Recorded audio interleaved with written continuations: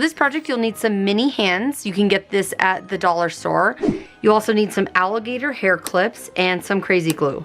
Now, as an alternative, if you want something a little fancier, here I have some black alligator clips and then some of these sparkly spiders that I also got from the dollar store. Now, I recommend the crazy glue because when you use hot glue and it sticks to the metal and the plastic, it will just peel off once it dries.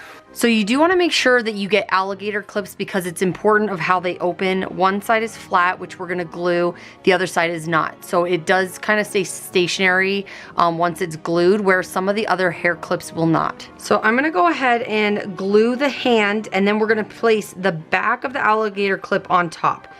Now, one quick thing is you can see that my alligator clips have a hole in the middle. If I get any glue in here, what could potentially happen is the clip will actually stick to itself. So I'm gonna put just a tiny bit on this end, not too much because I don't want it to like go towards the hole when I push it down. And then I'm gonna put a lot more on this end. So I'm gonna go ahead and place that on here.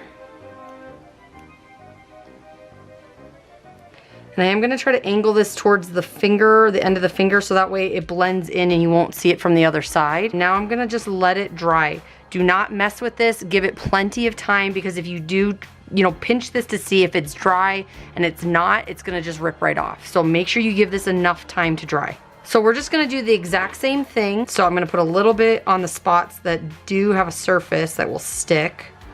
And then for this, it's okay to put it closer to the back or in the middle, because if you have dark hair, it'll hide it. If you have light hair, then I recommend getting gold or something that'll match your hair color.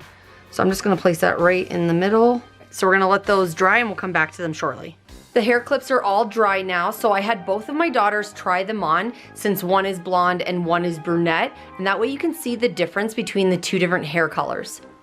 I really love how these turned out because they're just a cute accessory and they took no time at all to make.